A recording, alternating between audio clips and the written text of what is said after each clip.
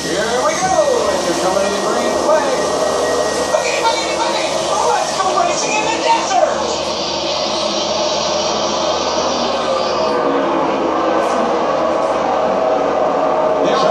We're a little surprised that Kevin Harvick in the Ford chose the outside, and Joey Logano in the 22 timed the start of the race perfect. I didn't understand that move. I had not seen that being an advantage starting on the outside at this racetrack, and I was really shocked that Kevin took the outside. Joey Logano leads him on turn 4. His Ford will lead lap 1 from the Chevrolets of McMurray, Harvick, and the Toyota of Kensington. Now remember, we've seen this 22 car do this. We saw him do it at Atlanta. We saw him do it at Vegas. He jumps out front, gets a pretty good lead early, but they haven't been able to maintain, and we got a trouble here with the 55 car. Brian Vickers either locked the brake or the car would not turn. He slid up in turn 1, Darrell, hit the wall, a pretty good shot. As you can see, he's broken the right front suspension. And caution flies on lap 2. Yeah, that's got the garage written it all over there. See at the top of the screen on the replay for the white car in the way outside lane. There's Vickers. Back there, yeah. That's coming off 4. So far, so good. So far, so good. Whoa. He got a little help there, I think. Was that the 48 car that was behind him? It was. Got into him and turned him into the outside wall.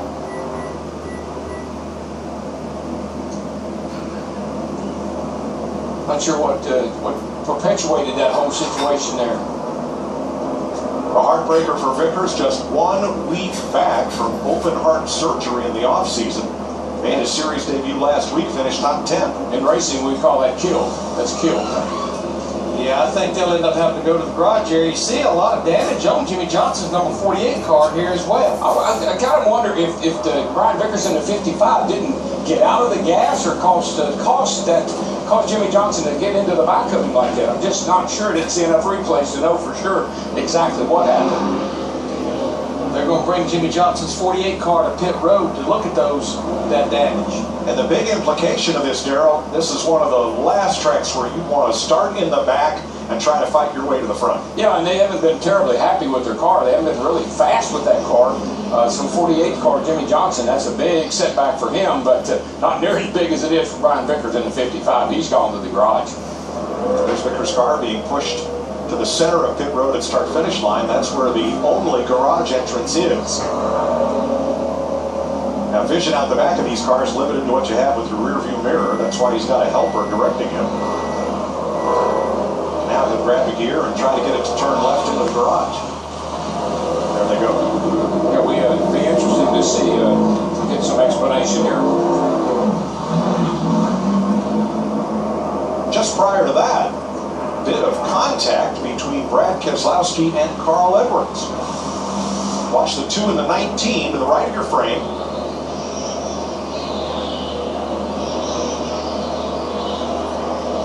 Swirly whirly there. Yeah, well, Brad's up on the outside, Carl trying to hang low, and the car got a little bit loose. I don't know that they made any significant contact, but certainly was close. These tires are low. The pressure in these tires are really, really low. We listened in on Brian Vickers. Rubbish. Landed all clear. Oops, in a spotter. But what makes it tough for a spotter here, they're not on top of the main grandstand on the front stretch. They're down in turn 1, and Brian Vickers and all of them, they're coming towards you. And it's a very tough call when they're coming towards you on the front straightaway or down the back straightaway. You're right there. That's half a mile away to where those spotters are from turn 4, and they're looking straight at the headlights of those cars. Celebrity pace car driver today was Dan Henderson, 2-time Olympic wrestler and now UFC fighter. He led them to the opening green as here we go for the restart.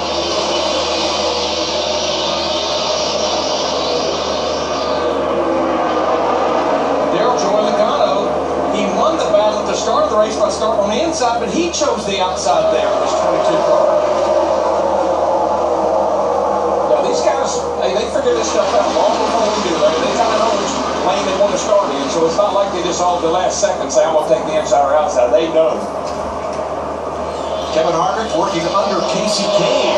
Trying to have a look at this 3 wide. Chip Gordon Underneath, Kurt Busch, Dale Jr. on the outside. Kyle Larson, Ricky Stenhouse looking in.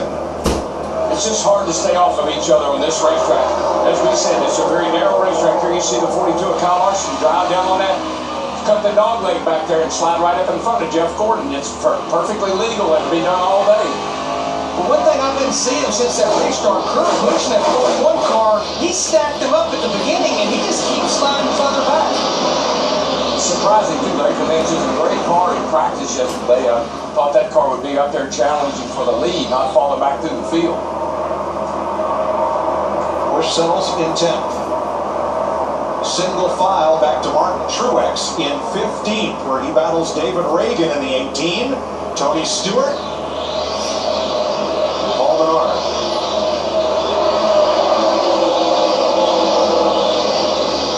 Down to the garage area, Jamie Little. And Brian Vickers is fighting from his race car. What exactly happened, Brian? I have no idea. I'd love to see the replay. It's a shame. This Aaron Street machine was really good in practice. I felt really good about the first lap. Last I heard, I was coming out of 4, all clear. I was against the wall, and then I just got drilled from behind and turned into a wall. It seems kind of early to be using the bumper, but I have to see the replay. All right, and the team is working on the car. They're going to try to get that 55 back out, Mike. Thanks, Jamie. Here's Keselowski doing work on Ryan Newman for 7th. Brad makes the pass. That yellow line to the inside of the racetrack, that's for guidance. That is not out of bounds. If it's paved, you can go there, and they will. That line is just a recommendation. We would recommend you stay above it, but you certainly don't have to. You're riding with Carl Edwards in 6th place. Looking ahead at Jamie McMurray. Turn 3. There you go. He's down. See how far down on the apron there Carl is? I mean, he is below the yellow line, the entire car. Biggest movers since the restart rather. Will include Jimmy Johnson, who pitted during that caution flag. Remember, A.J. Allmendinger started at the back of the field because they changed engines yesterday. You know the most commonly asked questions amongst most of these drivers right now? Where's the 4 car? Well, he's in 2nd, Darrell, 1.3 seconds off the lead. And I'm pretty sure Joey Logano sees him back there, and it looks to me like he might be getting a little closer.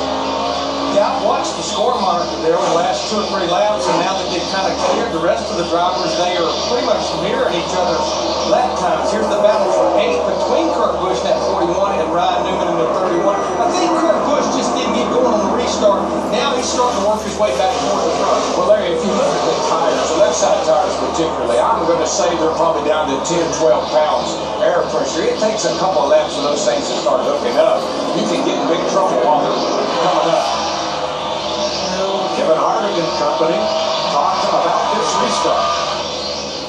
Good job, bud. Nice. Right there. I mean, now they were just really aggressive on the start. I just didn't really want to clear myself up around so fast. That's what. And what he's talking about is we've heard and we know that guys are using 3rd gear, particularly coming off of turn 2 over there. They're shifting into 3rd gear, shifting back down into high down to the dog leg. But you can also use that same philosophy to slow the car down.